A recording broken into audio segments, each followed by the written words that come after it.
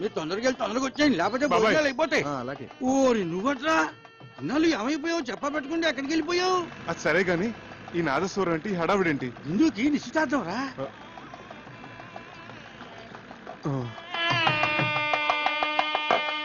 గట్టి మేళం, గట్టి మేళం. ఇప్పుడు గట్టి మేడం.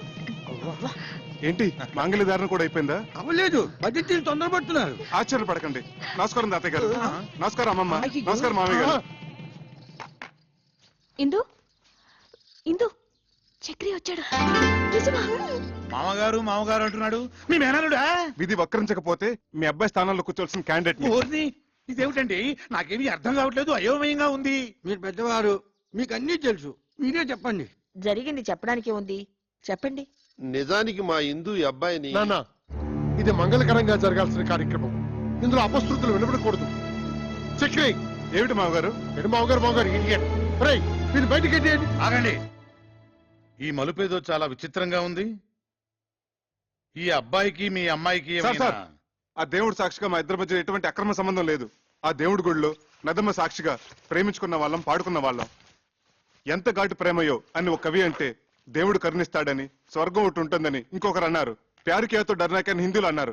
ఇలా ఎన్నో రకాలుగా వర్ణించారు, అభివర్ణించారు. కానీ మా ప్రేమ వీటన్నిటికంటే అతీతమైనది.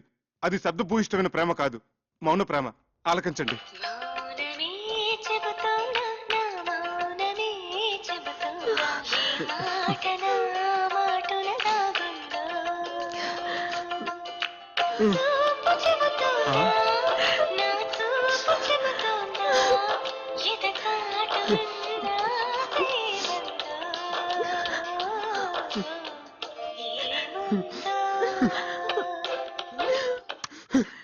ఇది సార్ మా ప్రేమ.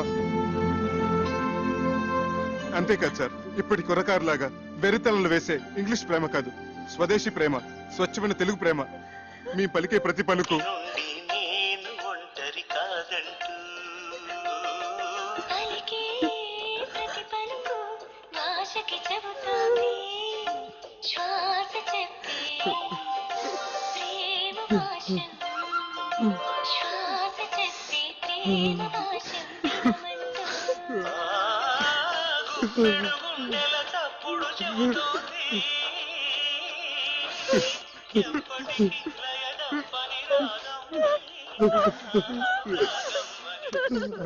సారీ సార్, మా ప్రేమగా చెప్పి మిమ్మల్ని నొప్పించాను.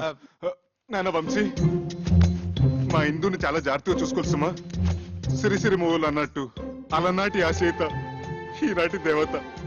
శతకోటి సీతల కలబోతే ఈ దేవత మా ఇందు. సార్ సార్, ఎమోషనల్ కాకండి. అయ్యానా? సారీ. ఒకనాడు ఇక్కడే నా ఆస్తిపాస్తుల గురించి చర్చ జరిగింది. మా మామగారు అలాగ అడగటంలో తప్పలేదు. నా స్తోమత ఏంటో నిరూపించుకోవడం కోసం ఆమె కోసం కొన్న నగలివి. ఇవి బంగారం కాదు, నా గుండెని పుట్టంలో పెట్టి కాల్చి కరిగించి ప్రేమతో చేసిన ఆభరణాలు. ఆమె పాణిగ్రహం రోజున చదివించండి. కొంచెం అక్షంతలు తెప్పిస్తే ఇందుని మనస్ఫూర్తిగా ఆశీర్వదించి వెళ్ళిపోతాను. బాబు వంశీ, ఒక్కసారి నీ కాబోయే శ్రీమతిని పిలుస్తావా?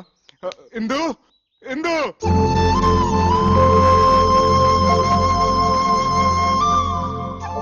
చివరిసారిగా ఆశీర్వదించని. అక్షంతలు వేయించుకోమ్మా. ఇక నుంచి అతనే నీ భర్త, నీ సర్వస్వం కూడా.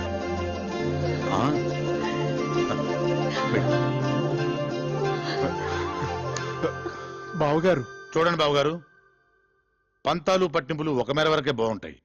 మితిమీరితే ప్రాణాలతో ఆడుకుంటాయి, ఎన్నో అనర్థాలకు దారితీస్తాయి. ఇంకా మీరు మొండిగా ఉంటే ఇద్దరు జీవితాల్ని బలి తీసుకున్న వాళ్ళు అవుతారు. ఇంతటి ప్రేమికులను విడదీసి మా అబ్బాయికి పెళ్లి చేసుకుంటే మేం పాపం చేసిన వాళ్ళు అవుతాం. అది మనకు శుభం కాదు.